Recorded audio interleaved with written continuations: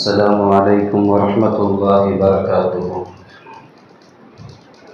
الحمد لله رب العالمين، والصلاة والسلام على رسوله خاتم النبيين وعلى آله الطيبين وأصحابه الطاهرين والمؤمنين والمسلمين كلهم أجمعين. أما بعد، فقد قال الله سبحانه وتعالى في كلامه القديم وفرقان الحميد: أعوذ بالله من الشيطان الرجيم. بسم الله الرحمن الرحيم. يخلق ما يشاء يهب لمن يشاء إناثا. صدق الله العظيم.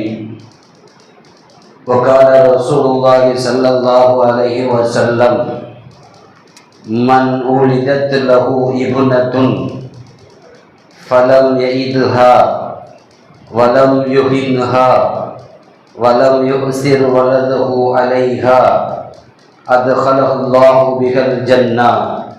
صدق رسول الله صلى الله عليه وسلم. எல்லா புகழும் அல்லாஹ் ஜல்ல ஷானுஹு தஆலா ஒருவனுக்கே உரித்தாகுக. ஆமீன். அருமை நாயகம் முஹம்மது ரசூலுல்லாஹ் ஸல்லல்லாஹு அலைஹி வஸல்லம் அவர்கள் மீதும் நற்பாக்கியத்திற்குரிய அவருடைய குடும்பத்தார்கள், சஹாபாக்கள், தாபியீன்கள், தபஅ தாபியீன்கள், அக்தாபுகள், அவுலியாக்கள், சுஹதாக்கள், நாதாக்கள், நல்லவர்கள் இந்த ஜும்மா பெருநாளில் வீற்றிருக்கிற நம் அனைவரின் மீதும் அல்லாஹ்வின் நல்லருள் என்றென்றும் நிறைவாக நிலவட்டுமாக. ஆமீன் என்று எல்லாம் வல்ல அல்லாஹ்விடத்தில் பிரார்த்தித்து துவங்குகின்றேன். அல்லாஹ் ஜல்ல ஷானுஹு தஆலா திருக்குர்ஆனில் முதல் ஜோடியாக இருக்கிற ஆதம் ஹவ்வா தம்பதியை தொடங்கி அவருடைய குடும்ப வாழ்க்கையும் குழந்தை பிறப்புகளை எல்லாம் திருக்குர்ஆன் பதிவு செய்து வைத்திருக்கிறது. ஆதம் ஹவ்வா வழியாக துவங்கிய இனப்பெருக்கம் என்று சொல்லுகிற குழந்தை பிறப்பு அல்லாஹ் கணவன் மனைவியின் மூலமாக இந்த உலகத்தில் ஏற்பாடு செய்திருக்கிறார். இந்த மண்ணில் அபிவிருத்தி செய்வதற்கும் மக்களை பெற்றெடுப்பதற்கும் இனப்பெருக்கத்திற்காக வேண்டியும் அல்லாஹ் நிக்காஹ் என்கிற திருமண பந்தத்தை ஏற்பாடு செய்திருக்கிறார். உலகத்தில் திருமணமானவுடன் எல்லா தம்பதிகளுக்கும் இருக்கிற முதல் ஆசை, எங்களுக்கு ஒரு குழந்தை வேண்டும் என்று ஆசைப்படுவார்கள். குழந்தை பாக்கியம் என்பது அல்லாஹ் தந்திருக்கிற அருள் கொடைகளில் மிகப்பெரிய அருள் கொடை என்று திருக்குர்ஆன் சொல்லுகிறது. அது ஆண் குழந்தையாக இருந்தாலும் சரி, குறிப்பாக பெண் குழந்தைகள், அல்லாஹ் கொடுக்கக்கூடிய குழந்தைகளில் பாக்கியமான குழந்தை என்று அல்லாஹ் குர்ஆனிலே சொல்லுகிறான். திருக்குர்ஆனில் குழந்தை பிறப்பு சம்பந்தமாய் பேசுகிற வசனங்களில் மிக தெளிவாய் சொல்லுகிறான்: நாம் நாடியவர்களுக்கு யஹபு லிமன் யஷாஉ இனாஸா, நாம் நாடியவர்களுக்கு பெண் குழந்தையை நாம் அன்பளிப்பாக கொடுக்கிறோம். இரண்டாவதாக நாம் நாடியவர்களுக்கு ஆண் குழந்தையை அன்பளிப்பு செய்கிறோம். மூன்றாவது அல்லாஹ் சொல்லுகிறான், நாம் நாடியவர்களுக்கு ஆண் குழந்தையும் பெண் குழந்தையும் ரெண்டையும் கலந்து தருகிறோம். நாலாவது சொல்லுகிறான், நாம் நாடியவர்களுக்கு எதுவுமே தராமல் மலடாகவே வைத்து விடுகிறோம் என்று சொல்லி அந்த வசனத்தை அல்லாஹ் இப்படி முடிக்கிறான்: இன்னஹு அலீமுன் கதீர். அல்லாஹ் தான் குழந்தைகளுடைய விஷயத்தில் யாருக்கு என்னென்ன கொடுக்க வேண்டும் என்பதை அவன் அறிந்தவன், என்னென்ன குழந்தைகள் கொடுக்க முடியும் என்பதற்கு அவனே சக்தி பெற்றவன் என்று அந்த ஆயத்து முடிகிறது. இந்த ஆயத்தின் வழியாக நாம் யோசித்து பார்க்கிறோம். அல்லாஹ் குழந்தைகளை பற்றி முதலிலே சொல்லுகிற போது யஹபு லிமன் யஷாஉ இனாஸா, நாம் நாடியவர்களுக்கு பெண் குழந்தையை நாம் கிஃப்டாக, அன்பளிப்பாக, பரிசாக கொடுக்கிறோம் என்று முதல் இடத்திலே பெண் குழந்தையை அல்லாஹ் வைக்கிறான். பெண் குழந்தைகள் என்பது அல்லாஹ் கொடுக்கக்கூடிய பெரிய அருள் கொடைகளில் பெரும் அருள் கொடை. மக்களை பெற்றவர்களுக்கு தான் தெரியும், குறிப்பாக பெண் மக்கள் பெற்றவர்கள் இந்த மண்ணில் பாக்கியசாலிகள். ஆண் குழந்தைகள் அருள் கொடை என்றாலும் பெண் குழந்தைகள் பெரிய அருள் கொடை. திருக்குர்ஆனில் அல்லாஹ் பெண் குழந்தைகள் குறித்து நிறைய சொல்லுகிறான். பெண் குழந்தைகள் பிறந்து விட்டால் அந்த குடும்பத்தில் அல்லாஹ் ஒரு பரக்கத்து செய்து விடுகிறான் என்பது திருக்குர்ஆனிலேயும் ஹதீஸுகளிலேயும் வந்திருக்கக்கூடிய அனுபவ ரீதியாக உண்மையாகும். பெண் குழந்தைகள் பிறந்து விட்டால் சில நேரங்களிலே நமக்கு மனது சரியில்லாமல் போய்விடுகிறது. குர்ஆனிலே அல்லாஹ் அதையும் கூட சொல்லுகிறான். இன்றைக்கு நேற்றல்ல, எல்லா காலத்திலேயும் பெண் குழந்தைகள் பிறந்தால் அதை வேறு மாதிரி நினைத்திருக்கிறார்கள். இன்றைக்கும் கூட குழந்தை பிறக்கிற போது ஆண் குழந்தை என்றால் முகமெல்லாம் சிரிப்பாய் புன்னகையாய் இருக்கிற முகத்தில், அதே நேரத்தில் பக்கத்தில் ஒருவருக்கு பெண் குழந்தை என்று சொல்லுகிற போது முகமெல்லாம் அப்படியே சுருங்கி போய்விடுகிறது அல்லவா? பெண் குழந்தைகள் பிறந்தால் அவர்களுக்கு ஏதோ ஒரு முசீபத்து வந்ததை போல அவர்களுடைய உள்ளம் மெலிறி போய்விடுகிறது. இது இன்று நேற்றல்ல, அல்லாஹ் குர்ஆனிலே இந்த வார்த்தையை அப்படியே பதிவு செய்கிறான். குர்ஆனிலே வந்திருக்கிற வார்த்தை அல்லாஹ் சொல்லுகிறான், இதா புஷ்ஷிர அஹதுக்கும் பில் உன்ஸா, உங்களில் ஒருவருக்கு பெண் குழந்தை பிறந்திருக்கிறது என்று சுப செய்தி சொல்லப்பட்டால், அதாவது குழந்தை பிறந்திருச்சுன்னு சொல்லல, குழந்தை பெண் குழந்தை பிறந்திருக்கிறது என்று உங்களுக்கு சுப செய்தி வாழ்த்து சொல்லப்பட்டால், லல்ல வஜ்ஹு முஸ்வத்தா, அவர் கவலையால் அவருடைய முகம் கருத்து போய் விடுகிறது. வஹுவ கதீம், இப்படி பொம்பளை புள்ள பிறந்திருச்சே என்று சொல்லி அவருடைய கோபத்தை அவர் மென்று விழுங்கி கொள்ளுகிறார். குர்ஆனில் அல்லாஹ் இன்னமும் சொல்லுகிறான், யதவாரா மினல் கௌமின் சூஇ மா யுபஷ்ஷிரு பிஹி, பெண் குழந்தைகள் பிறந்திருக்கிற சுப செய்தியை சொல்லுகிற போது அது ஏதோ ஒரு கெட்ட செய்தியாக அவர்கள் அதை கருதுகிறார்கள். பெண் குழந்தை பிறந்ததாலேயே வெளியிலே தலை காட்டாமல் வீட்டுக்குள்ளேயே சில பேர் முடங்கிக் கொள்ளுகிறார்கள். இந்த பெண் குழந்தைகளை அப்படியே வைத்துக் கொள்ளலாமா என்று சில பேர் யோசிக்கிறார்கள். அல்லது மண்ணிலே இந்த பெண் குழந்தைகளை புதைத்து விடலாமா என்றும் யோசிக்கிறார்கள் என்று குர்ஆனில் அல்லாஹ் சொல்லிவிட்டு முடிவு சொல்லுகிறான், அலா சாஅமா யஹ்குமூன், நீங்கள் இதையெல்லாம் பெண் குழந்தைகள் விஷயத்தில் முடிவெடுத்து வைத்திருக்கிறீர்களே, இதுவெல்லாம் ஆக மோசமான முடிவாகும் என்று குர்ஆனில் அல்லாஹ் அந்த ஆயத்தை முடிக்கிறான். ஒரு குழந்தைகளில் பெண் குழந்தை பிறந்தது என்றால் முகம் கருத்து போகிறது, அவர்களுடைய உள்ளமெல்லாம் மெலிறி போய்விடுகிறது, கோபம் ஏற்படுகிறது. இந்த முசீபத்தை வைத்து நாம் என்ன செய்ய முடியும் என்று அந்த குழந்தையின் மீது அவர் வேறு விதமான ஒரு கோபத்தை காட்டுகிறார்.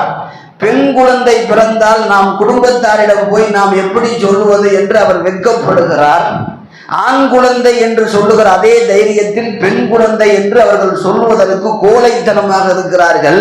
சில நேரங்களில் இதை கலைத்து விடலாமா என்று யோசிக்கிறார்கள், அல்லது புதைத்து விடலாமா என்று யோசிக்கிறார்கள் என்று அல்லாஹ் இத்தனையும் சொல்லி, நீங்கள் பெண்கள் விஷயத்தில் இதையெல்லாம் நீங்கள் முடிவு செய்கிறீர்கள், இதுவெல்லாம் ஆக மோசமான முடிவாகும் என்று குர்ஆனில் அல்லாஹ் சொல்லுகிறான்.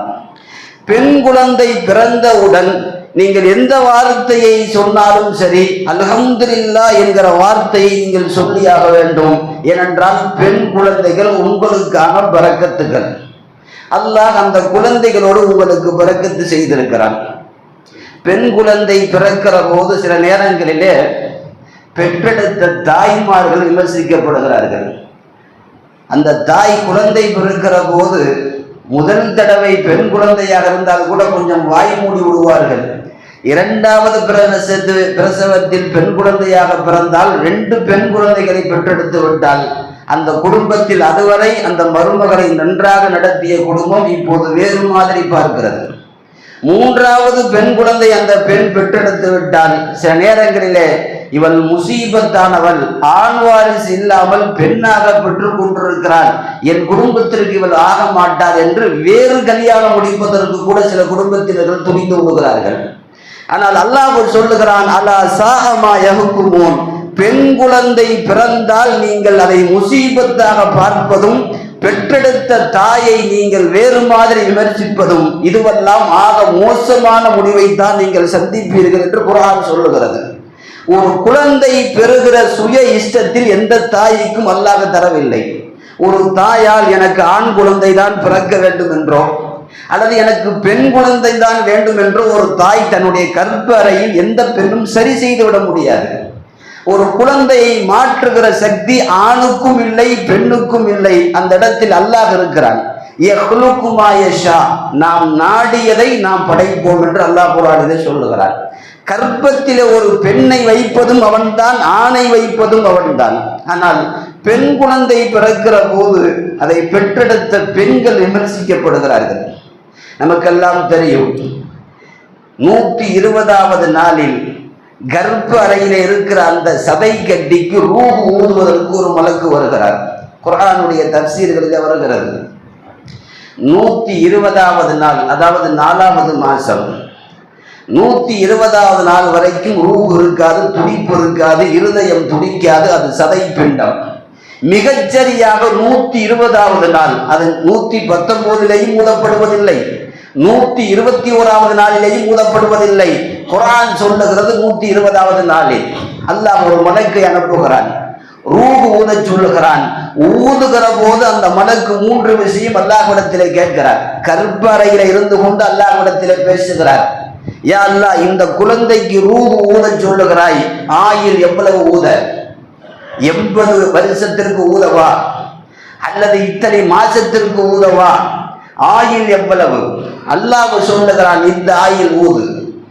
ஆயில் நிர்ணயிக்கப்படுகிறது. ரூஹ் ஊதுகிறார். ரூஹ் ஊதுகிற போது அடுத்து கேட்கிறார், இந்த சதை பிண்டத்தை சொர்க்கவாதியாக ஊதவா நரகவாதியாக ஊதவா? அல்லாஹ் அதையும் சொல்லுகிறான், நற்பாக்கியத்தில் ஊது அல்லது இவனை துர்பாக்கிய சாலையிலே ஊது. அல்லாஹ் சொல்லுகிறான்.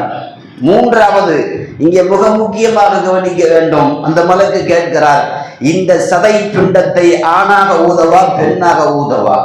அல்லாஹ் முடிவு சொல்லுகிறான், ஆணாக ஊது, இல்லை பெண்ணாக ஊது. அவன் எடுக்கிற முடிவு, ரப்பு சொல்லுகிறவாறு கர்ப்பம் அங்கே ரூஹ் ஊதப்படுகிறது.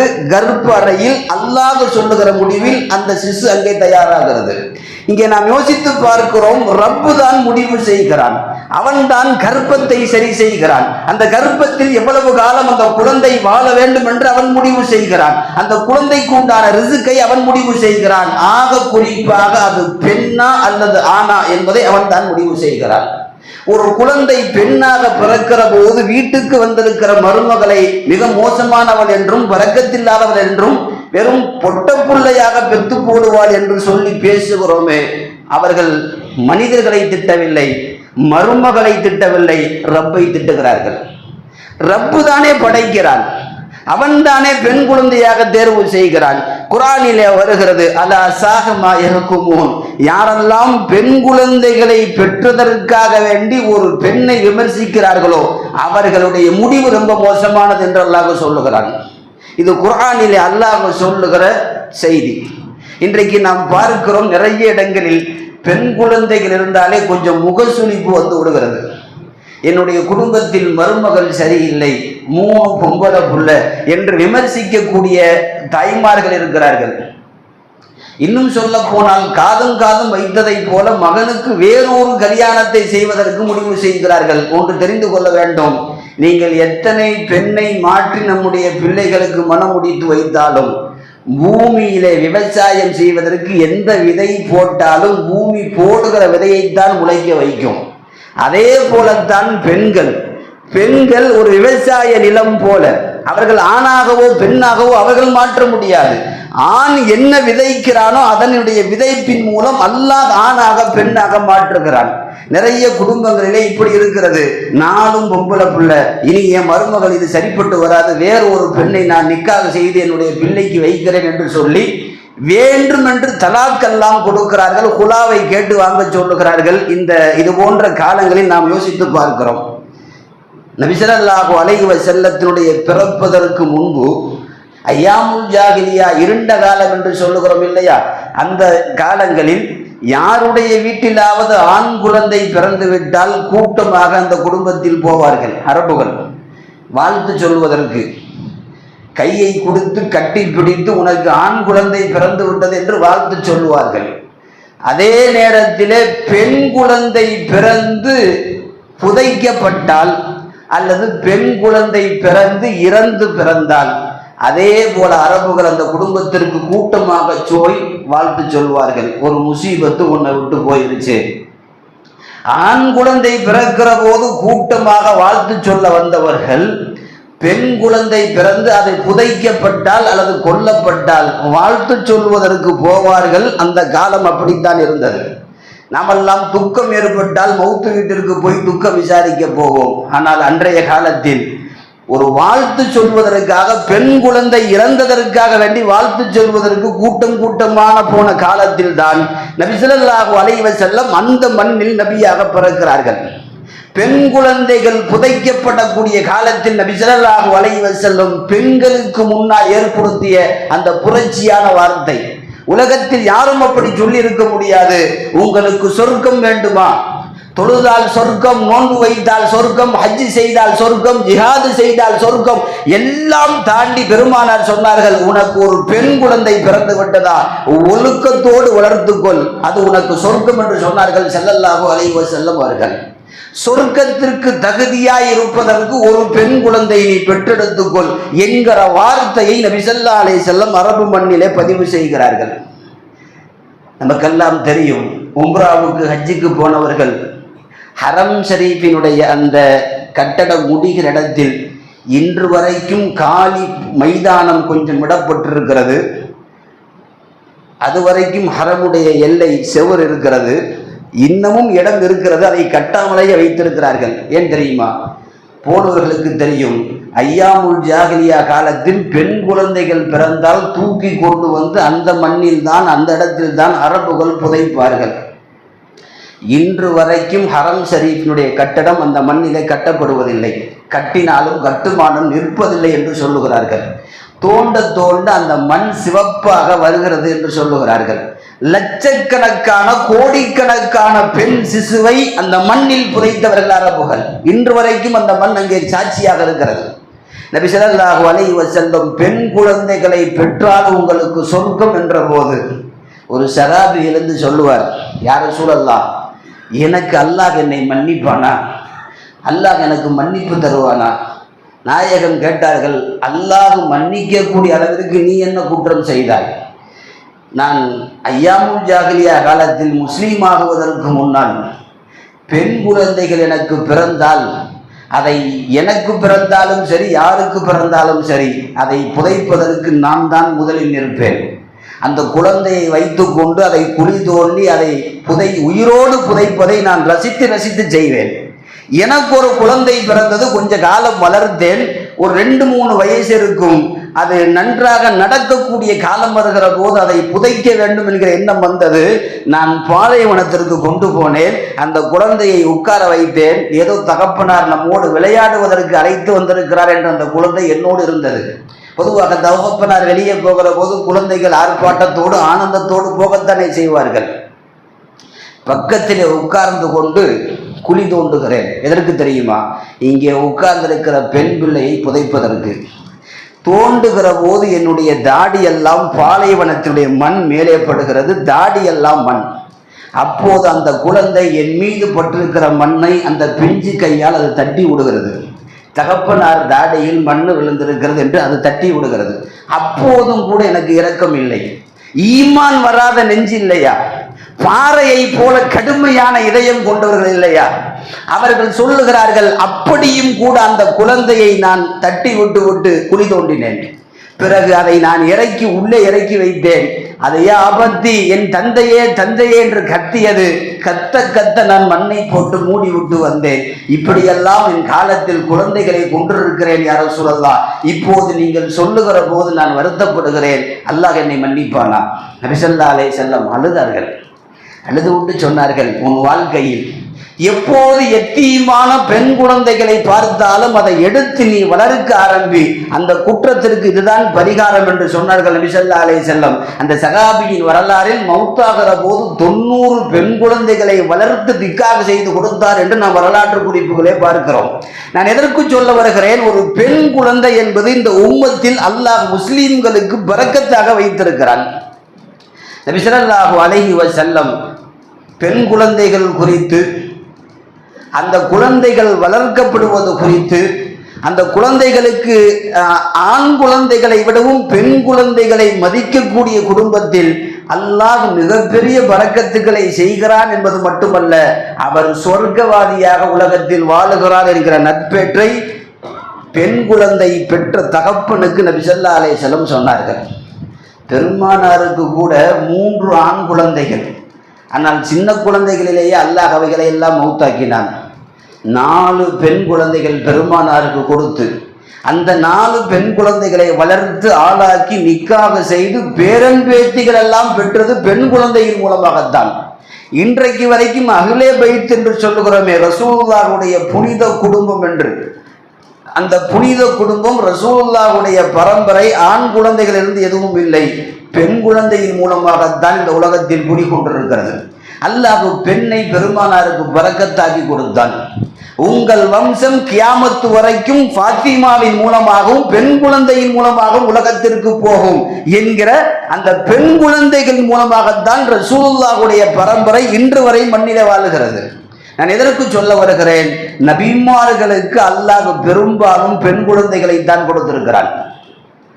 அஹ்மது பின் ஹம்பல் ரஹ்மத்துல்லாஹி அலைஹி 4 மதுஹபினுடைய ஒரு மதுஹபினுடைய இமாம், அவருக்கு பெண் குழந்தை பிறந்திருக்கிறது என்கிற செய்தி ஒருத்தர் கொண்டு வந்து சொல்லுவார். இமாம், உங்களுடைய மனைவிக்கு இதா உலிதல் லஹுல் இப்னத்துன், உங்களுடைய மனைவிக்கு ஒரு பெண் குழந்தை பிறந்திருக்கிறது என்று சொன்னவுடன், காதிலே கேட்டவுடன் இமாம் செய்த துவா ஹதீஸினுடைய விளக்கத்தில் வருகிறது. அல்ஹம்துலில்லாஹ் இன்னமா கானல் அன்பியாஉ ஆபாக பனாத்தி, எல்லா புகழும் அல்லாஹ்விற்கே. நபிமார்களில் நிறைய நபிமார்களுக்கு அல்லாஹ் பெண் குழந்தையை கொடுத்து, பெண் குழந்தைகளை கொடுத்ததன் மூலம் அந்த நபிமார்களை அல்லாஹ் தகப்பனாராக அப்படி மாற்றினான். அப்படி பெண் குழந்தைகளை கொடுத்து அழகு பார்த்த நபிமார்களை போல அல்லாஹ் என்னையும் அழகு பார்க்கிறான். அப்படிப்பட்ட அல்லாஹ்விற்கு எல்லா புகழும். அழகான துவா. ஒரு குழந்தை பிறந்திருக்கிறது, குறிப்பாக பெண் குழந்தை பிறந்திருக்கிறது என்று கேட்கிற போது அந்த குழந்தைக்கு நீங்கள் துவா செய்யுங்கள், அது உங்களுக்கு பரக்கத்து. ஒரு கிஃப்ட் வர்ற போது அந்த கிஃப்ட்டுக்கு ஜஸாக் அல்லாஹ் சொல்லணும் இல்லையா? அல்லாஹ் குர்ஆன்ல யஹபலி மையஷாஉ இனாதா, உங்களுக்கு பெண் குழந்தைகள் கிஃப்ட் என்று சொல்லுகிறான். அல்லாஹ் கொடுத்த கிஃப்டை நம்ம முசீபத் என்றோ அல்லது மோசமானது என்றோ அல்லது பரக்கத்தில்லாதவள் என்றோ அல்லது திரும்ப திரும்ப பொம்பளையா பிள்ளையாவே பெத்து போடுவியா என்றோ இது போன்ற வார்த்தைகள் விமர்சனம் செய்தால் ரப்பினுடைய கோபம் இந்த குடும்பத்தை பிடிக்கும். பெண் குழந்தைகள் அவ்வளவு பாக்கியசாலிகள். பெண் குழந்தைகளுடைய பிறப்பு யார் காதிலே கேட்டாலும் அவருடைய முகம் சுருங்கி விடக்கூடாது, கருத்து விடக்கூடாது. அல்லாஹ்விற்கு நன்றி செலுத்துங்கள். ஏனென்றால் பெண் குழந்தைகள் ஹதீஸில் வருகிறது, நிறைய பேருக்கு பெண் குழந்தை பிறந்துன்னு சொன்னால் அவங்களுக்கு என்ன விஷயம்னா, நகை போடணுமே, நகை இவ்வளோ விலை வைக்கிறப்ப பெண் குழந்தை பிறந்தால் எப்படி நகை சம்பாதிக்கிறது, ஐயோ பாவம் அவர், ஏங்க அவருக்கு 3மே பொம்பளை புள்ள. ஒரு பெண் குழந்தையை பெற்றதாலேயே ஐயோ பாவம் என்று சொல்லுகிறோம். பெண் குழந்தை பிறந்தாலேயே அல்லாஹ் எப்படி நிக்காக செய்து வைக்க போகிறோம் என்று சொல்லுகிறோம். இந்த பிள்ளையை யார் பராமரிப்பது இந்த காலத்தில் என்று சொல்லுகிறோம். ஆனால் குர்ஆனிலே அல்லாஹ் சொல்லுகிறான், என்ன வார்த்தை தெரியுமா? கஅய்யிமின் தாபத்தின் லா தஹ்மில் ரிஸ்கஹா, உலகத்தில் எந்த படைப்பும் எந்த உயிரும் அதற்குண்டான ரிஸ்கை யாரும் தன் முதுகிலே சுமந்து கொண்டு போகவில்லை. அல்லாஹ் யர்ஸுகுஹா, உலகத்தில் எல்லா படைப்புக்கும் அவன்தான் ரிஸ்க் தருகிறான். இதோடு முடியவில்லை, வையாக்கும், உங்களுக்கும் அவன்தான் தருகிறான். ஒரு 80 வருஷம் வாழுகிற யாரும் நம்முடைய ரிஸ்கை கையிலே கட்டி மூட்டையாக வைத்துக் கொள்ளவில்லையே, அனுதினமும் அவன்தானே தருகிறான். ஒரு பெண் குழந்தை பிறக்கிற போது அந்த ரப்பு தான் தரப்போகிறான், கண்டிப்பாக தருவான். ஒரு பெண் குழந்தை, அது 3 பெண் குழந்தையை வைத்து ஒருத்தர் வளர்க்கிறார்னு வச்சுக்கோங்களேன், அல்லாஹ் அந்த குடும்பத்திற்கு பரக்கத்து செய்கிறான். பெருமானார் சொல்லுகிற வார்த்தை என்ன தெரியுமா? மா மின் பைத்தின் ஃபீஹில் பனாத், எந்த குடும்பத்தில் பெண் குழந்தைகள் ஒன்றோ ரெண்டோ மூன்றோ எத்தனையோ, ஒரு பெண் குழந்தைகளிலிருந்து துவங்கி எத்தனை பெண் குழந்தைகள் இருந்தாலும் நஸலத் குல்லு யௌமின் அலைஹி இஸ்னா அஷரத்த பரக்கத்தன் வ ரஹ்மத்தன், ஒவ்வொரு நாளும் பரக்கத்திற்கு உண்டான மலக்கை அல்லாஹ் 12 தடவை அந்த குடும்பத்திற்கு அனுப்பி வைக்கிறான். 12 ரஹமத்தும் 12 பரக்கத்தும் அந்த ஒரு குடும்பத்திற்கு வருகிறது. என்ன தெரியுமா? அங்கு ஒரு பெண் குழந்தை வளர்க்கப்படுகிறது என்பதற்காக வேண்டி, ஒரு பெண் குழந்தை பிறந்ததற்காக ரப்பு அவ்வளவு பரக்கத்து செய்கிறான். ஆனா நம்முடைய முகம் சுருங்கி போய் விடுகிறது. 2 பொம்பளை புள்ள, ஐயோ பாவம், இப்படி எல்லாம் சொல்லக்கூடாது. அல்லாஹுடைய ரிசுக்கை பொருந்தாதவனின் வாயில் தான் இப்படி எல்லாம் வரும். உலகத்தில் அவன் தான் ரிசுக்கு தருகிறான், அவன் தானே பெண் குழந்தைகளை கொடுத்தான், அவன் அந்த பரக்கத்தை அவன் செய்ய மாட்டானா? ஒண்ணுமே இல்லை, 3 பெண் குழந்தை பிளாட்பாரத்திலே கடை போட்டு வியாபாரம் செய்கிறார். அவர் சொல்லுகிறார், 3 பெண் குழந்தை வீட்டிலே இருக்கிற போது ஒரு கடை தான், அந்த கடையில் தான் அவ்வளவு பரக்கத்து வந்தது. ஒவ்வொரு குழந்தைகளையும் நிக்காக செய்து கொடுத்தேன். 3 பெண் குழந்தையும் நிக்காக செய்து கொடுத்ததற்கு பிறகு எனக்கு அவ்வளவு முன்னாடி வந்த பரக்கத்து இல்லை. இப்ப அனுதினத்துக்கு ஏதோ எங்களுக்கு தேவையான அளவுக்கு கடை ஓடுது. இது அனுபவ ரீதியாக உண்மை. ஒரு கடை குறைவான பொருளாக இருந்தாலும் பெண்கள் குழந்தைகளுக்காக வேண்டிய அந்த குறைவான பொருளில் அல்லாஹ் பரக்கத்து செய்வார். அப்படியெல்லாம் இந்த உலகத்தில் நாம் கண்கூடாக பார்க்கிறோம். பெண் குழந்தைகளை விமர்சிப்பதோ, அல்லது பெண் குழந்தைகள் பிறந்துவிட்டால் ஐயோ பாவம் என்று சொல்வதோ, அல்லது பெற்றெடுத்த தாய்மார்களை மருமகளை வேறு மாதிரி விமர்சிப்பதோ, அல்லாஹ் சொல்வதை போல நீங்கள் அப்படி விமர்சிப்பது அலா சாஅமா யஹ்குமூன், நீங்கள் மோசமான முடிவை சந்திப்பீர்கள் என்று அல்லாஹ் குர்ஆனில் எச்சரிக்கை செய்கிறார். பெண் குழந்தைகள் அல் பின்து பரக்கத்துன், உங்களுக்கு பரக்கத் என்று சொன்னார்கள் ஸல்லல்லாஹு அலைஹி வஸல்லம். ஹதீஸிலே 3 செய்தி வருகிறது. ஹதீஸிலே பெண் குழந்தைகள் குறித்து நபி ஸல்லல்லாஹு அலைஹி வஸல்லம் 3 செய்தி சொன்னார்கள். மன் உலிதத் லஹு பின்துன், ஒருவருக்கு பெண் குழந்தைகள் பிறந்து விட்டது. ஃபலம் யஜிதுஹா, அந்த பொம்பளை பிள்ளை பிறந்ததுக்காக வேண்டி அந்த பிள்ளையை குழி தோண்டி அது புதைக்கவில்லை, அவர் புதைக்கல, வளர்க்கிறார். 2வது வலம் யுஹின்னுஹா, அந்த பெண் குழந்தையை அவமானப்படுத்தலை. ஐயோ முசீபத்து பிறந்துருச்சே, இப்படி பொட்டையா பிறந்துருச்சே, என்ன செய்யறது என்று எப்போயும் அவர் வார்த்தையில் அவமானப்படுத்தலை.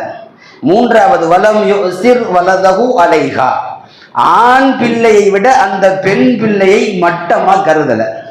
3 செய்தி. 1, பெண் குழந்தை பிறந்ததற்காக வேண்டி குழி தோண்டி புதைக்கவில்லை, அந்த குழந்தையை அவமானப்படுத்தவில்லை, ஆண் குழந்தையை விட பெண் குழந்தையை அங்கே அந்த இடத்தில் மட்டமாக கருதவில்லை, 2 பேரையும் சமமாகத்தான் பார்த்து அந்த குடும்பத்தில் அவர் வளர்க்கிறார்.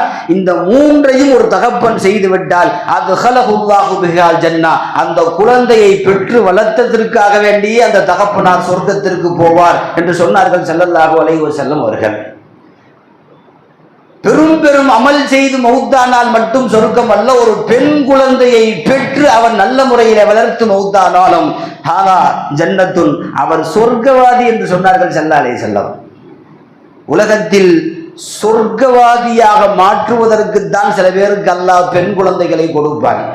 சில ஹதீஸ்களில் இப்படியே வருகிறது. பெருமானார் சொன்னார்கள், மன் கான லஹு ஸலாத்துன் பனாத்துன், ஒருவருக்கு 3 பெண் குழந்தைகள் இருந்து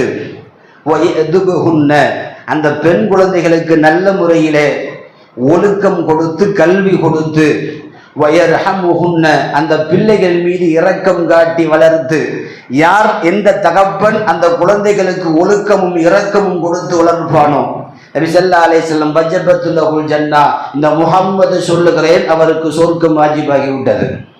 பெருமானார் வாயிலிருந்து பொய் வருவதில்லை. பொய்யான வார்த்தையை நதர்த்தனம் ஆடுகிற பெருமானாரின் நாவுகள் எப்போதும் பேசுவதும் இல்லை. வஜபத்துல் லஹுல் ஜன்னா, அவர் சொர்க்கத்திற்கு நான் பொறுப்பு என்றார்கள் நபிகள் நாயகம் ஸல்லல்லாஹு அலைஹி வஸல்லம். சபையிலே உட்கார்ந்த ஒருவர் எழுந்தார், யார் ரசூலல்லாஹ், 3 பெண் குழந்தைகள் சொன்னீர்கள், எனக்கு 2 குழந்தைகள் இருக்கிறது, அப்படி இருந்தாலும் எனக்கு சொர்க்கமா? நபி ஸல்லல்லாஹு அலைஹி வஸல்லம், ஆமாம், 2 குழந்தை இருந்தாலும் உனக்கு சொர்க்க வாஜிபாயிருச்சு. ஹதீஸ் முடிவில் வருகிறது, 1 குழந்தை இருந்தாலுமா, 1 குழந்தை இருந்தாலும் அப்படித்தான். அந்த ஹதீஸினுடைய வார்த்தை நன்றாக கவனியுங்கள். குழந்தைகளை பெற்று ஒழுக்கம் கொடுத்து அந்த ஒழுக்கத்தோடு அந்த பிள்ளைகளை ஆண் குழந்தை பெண் குழந்தை என்று பாராமுகம் இல்லாமல் ஒற்றுமையாய் வளர்ந்தால் அவனுக்கு சொர்க்கம். சில குடும்பத்தில் ஆம்பளை புள்ளன்னா ஒன்று, பொம்பளை புள்ளன்னா ஒன்று. ஆண் குழந்தைகளுக்கு ட்ரெஸ் எடுக்கிறப்ப அது வேற மாதிரி இருக்கும். பொம்பளை பிள்ளைக்கு நீ பொட்டை புள்ள தானா, நீ அடுத்த வீட்டுக்கு போறவதானா, உனக்கு என்ன ஏதாவது ஒன்று வாங்கி கட்டிக்கோ என்று ஏதாவதானா என்று எடுத்து கொடுக்கக்கூடிய சில குடும்பங்கள், எல்லா குடும்பமும் அல்ல, சில குடும்பம் இருக்கிறது. உணவு ரீதியாக கூட ஆண் குழந்தைகளுக்கு ஒரு மாதிரி, பெண் குழந்தைக்கு ஒரு மாதிரி. இந்த பேர் வைக்க போறப்பவே தெரியும் நமக்கு. சீரியல் செட்டு போட்டு பிரியாணி வட்டியெல்லாம் பார்த்து சட்டியெல்லாம் முன்னாடி இருந்து அடேங்க அப்பா பெரிய ஒரு கூட்டமே கூடியிருந்து அஜர்த்து முடிவு பண்ணிடுவார். உள்ள இருக்கிறது ஆம்பளை புள்ள. வெளியில் அந்த பிரியாணி வாட கும்முட்டு அடிக்கிறப்பவே தெரியும் உள்ள ஆம்பளை புள்ள வரப்போகுது. பார்த்தீங்கன்னா கையில் தங்க செயின், தங்க மோதிரம் எல்லாம் போட்டு தலப்பா கட்டி ஏதோ பெரிய ஜிகாதில் கலந்துட்டு கொண்டு வந்த மாதிரி அவளை கூட்டிகிட்டு வருவாங்க. அப்படியே பேர் வைங்க அஜர்த்து அப்படின்னு சொல்லிட்டு. இதே நீங்கள் பொம்பளை புள்ள வீட்டுக்கு போகிறப்பவே தெரிஞ்சு போயிடும். இளவு வீட்டுக்கு போன மாதிரி இருக்கும். ஏதோ மௌத்தா வீட்டுக்கு போன மாதிரி 4 பேர் உட்காந்துருப்பாங்க. வீட்டுக்குள்ளே போனாவே லைட்டு கூட போட்டுருக்க மாட்டாங்க. வாங்க இந்த உட்காருங்க, இந்த வரும், அப்படியே முடிவு பண்ணிக்கிற வேண்டியதான் வர்றது பொம்பளை புள்ள. அட ஒரு குழந்தைக்கு பெயர் வைப்பது கூட ஒரு வேறு மாதிரி பார்க்கிறோம் இல்லையா? ஆண் குழந்தைக்கு ஒன்று, பெண் குழந்தைக்கு ஒன்று. நபி ஸல்லல்லாஹு அலைஹி வஸல்லம் சொல்லுகிறார்கள், எந்த தகப்பன் எந்த குடும்பத்தில் ஆண் பிள்ளையை பெற்று பெண் பிள்ளையை பெற்று ஆணுக்கு ஒரு மாதிரியும் பெண்ணுக்கு ஒரு மாதிரியும் அநீதம் செய்வானோ, அப்படிப்பட்ட அநியாயம் செய்யப்பட்ட தகப்பன் நாளைக்கு மறுமைக்கு வருகிற போது ஒரு பக்கம் வாதம் அடித்து செயல்படாமல் தொங்கி தொங்கியே வருவான். அப்போது நீங்கள் தெரிந்து கொள்வீர்கள், இவன் ஆண் குழந்தையை விட பெண் குழந்தையை மட்டமாக நடத்திய தகப்பன். 2 குழந்தைகள் இருந்து அந்த குழந்தைகளுக்கு மத்தியில் நீதம் செலுத்தாத தகப்பன் நாளை மறுமையில் ஒரு பக்கம் செயல்படாத வாத நோயால் அவன் நொண்டி அடித்துக் கொண்டு வருவான் என்று நபி ஸல்லல்லாஹு அலைஹி வஸல்லம் எச்சரிக்கை செய்கிறார்கள். பெண் குழந்தைகள் அல்லாஹ் அக்பர், அல்லாஹ் நாடியவர்களுக்கு மட்டும் தான் கொடுப்பான். சில ஹதீசுகளை கேள்விப்படுகிற போது எனக்கு பெண் குழந்தையை குர்ரா அல்லாஹ் என்று கேட்டு வாங்க வேண்டி இருக்கிறது. அவ்வளவு தூரம் அந்த பெண் குழந்தைகள் நமக்கு பிறக்கிறது. ஹதீஸில நபி ஸல்லல்லாஹு அலைஹி வஸல்லம் சொன்னார்கள், லா துக்ரஹுல் பனாத், நீங்கள் பெண் குழந்தைகளை வெறுக்காதீர்கள், பெண் குழந்தைகளை வெறுக்காதீர்கள். ஏன் தெரியுமா? அவர்கள் ரஹ்மத்தானவர்கள், அவர்கள் இரக்கமானவர்கள், அவர்கள் உங்கள் சோகத்தை பார்த்து தாங்காமல் அழுது விடுவார்கள். இந்த ஆம்பளை பையன் கல்லு மாதிரி உட்கார்ந்துருப்பான், அத்தை அழுகட்டும், நீங்கள் பாருங்கள் பெண் குழந்தை போய் ஏன் அழுகுறீங்க, என்னத்தா, சின்ன குழந்தையார் கண்ணை தொடச்சி விடுவோம். இவன் காசு வாங்கிட்டு வெளியில் போய் முட்டையை வாங்கிறதுலேயே புரியா இருப்பான். அந்த சின்ன குழந்தை பாருங்க ஏன் அழுகிற, என்ன தையே எப்படி இருக்க, என்ன விஷயம், ஏதாவது ஒன்று கேட்கும். அல்லாஹ் பிறப்பிலேயே அந்த குழந்தைகளுக்கு இரக்கத்தை வைத்திருக்கிறாங்க. நீங்கள் பெண் பிள்ளைகளை வெறுக்காதீர்கள், உங்களுடைய துக்கத்தில் அது சரிபாதி எடுத்துக் கொள்கிறது, உங்களுக்கு ஆறுதல் சொல்லுகிறது, உங்களை பராமரிக்கிறது. வயதான காலத்தில் படுத்து பாருங்கள், பெற்றோர்களை ஆண் குழந்தைகளை விட பெண் குழந்தைகள் தான் பார்ப்பார்கள். அது அனுபவ ரீதியாக உண்மை. ஏதோ ஆண்களுக்கு அப்படி வைக்கவில்லை. அல்லாஹ் அந்த கல்பிலே சில இடங்களில் அல்லாஹ் வைத்திருக்கிறான், ஒட்டுமொத்தமாக சொல்ல முடியாது. ஆனால் பெண் குழந்தைகள் பெரும்பாலும் பார்ப்பார்கள். பெரும்பாலும் ஏதாவது முடியாமல் கிடக்கிற போது நீங்கள் யோசிப்பீர்கள், அந்த பெண் குழந்தைகள் உங்களுக்கு பணிவிடை செய்கிற போது யோசிப்பீர்கள், என் தாய் இன்னும் மௌத்தாகவில்லை, என் பிள்ளையின் ரூபத்தில் என் தாய் இருக்கிறார் என்று நீங்கள் அப்போது யோசிப்பீர்கள். நபி ஸல்லல்லாஹு அலைஹி வஸல்லம் லா துக்ரஹுல் பனாத், உங்கள் பெண் குழந்தைகளை நீங்கள் வெறுத்து விடாதீர்கள். பெண் குழந்தை பிறக்கிற போது ஒரு மலக்கு வருகிறார், பிறந்து வீட்டுக்கு வர்றப்பவே ஒரு மலக்கு இறங்குறார். அல்லாஹ்வுடைய உத்தரவு இது. என்ன சொல்றாரு தெரியுமா? துஆ செய்வதற்கு வருகிறார். யா அல்லாஹ், பலகீனமான இந்த பெண் ஒரு பலகீனமான இன்னொரு பெண்ணை பெற்றெடுத்திருக்கிறார். இந்த பெண் குழந்தைக்கு பரக்கத்து செய், இந்த பெண் குழந்தை இருக்கிற இந்த இடத்திற்கு நீ பரக்கத்து செய், இந்த பெண் குழந்தையை பெற்ற இந்த தாய்க்கு பரக்கத்து செய், இந்த பெண் குழந்தையை வளர்க்கிற இந்த தகப்பனுக்கு பரக்கத்து செய். எதுவரை? அந்த பெண் குழந்தை நிக்காக முடித்து வேறொரு இடத்திற்கு போகும் வரை, அல்லது அந்த பெண் குழந்தை மௌத்தாக போகிற வரை, இடம் மாறுகிற வரை அல்லாஹ் பரக்கத்து செய்து கொண்டே இருப்பான். இது குர்ஆன் ஹதீஸ் ரீதியாக நாம் கண்கூடாக பார்க்கக்கூடிய உண்மை. நாளை மறுமையில் நபி ஸல்லல்லாஹு அலைஹி வஸல்லம் சொன்னார்கள், எந்த பெண் குழந்தைகளை பெற்று சரியாக வளர்த்து நாளை மறுமைக்கு அந்த தகப்பன் ஒருவேளை நரகத்திற்கு போவதாக இருந்தால், குன்னலஹு ஹிஜாபன், அல்லாஹ் அந்த நரகத்திற்கு போகிற அந்த தகப்பனுக்கு மத்தியில் திரையாக அந்த பெண் குழந்தைகள் வந்து நிற்கும். வந்து நின்று சொல்லும், என்னுடைய தகப்பனாரை என்னோட சொர்க்கத்துக்கு அனுப்பும். என்னை வளர்த்தார், ஒழுக்கம் கொடுத்தார், நான் செய்த இபாதத்தெல்லாம் அந்த தகப்பனுக்கு நான் தருகிறேன், அதை சொர்க்கத்துக்கு அனுப்பி வை என்று நபி ஸல்லல்லாஹு அலைஹி வஸல்லம் நன்மைகளை கொடுப்பதற்கு யோசிக்கிற மறுமையில் திரையாக பெண் குழந்தைகள் வந்து நிற்பார்கள்.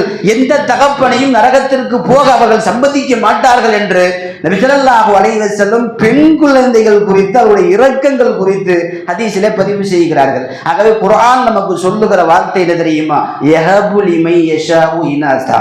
முதல் வார்த்தை, நாடியவர்களுக்கு மட்டுமே அல்லாஹ் பெண் குழந்தைகளை அன்பளிப்பு தருகிறான்.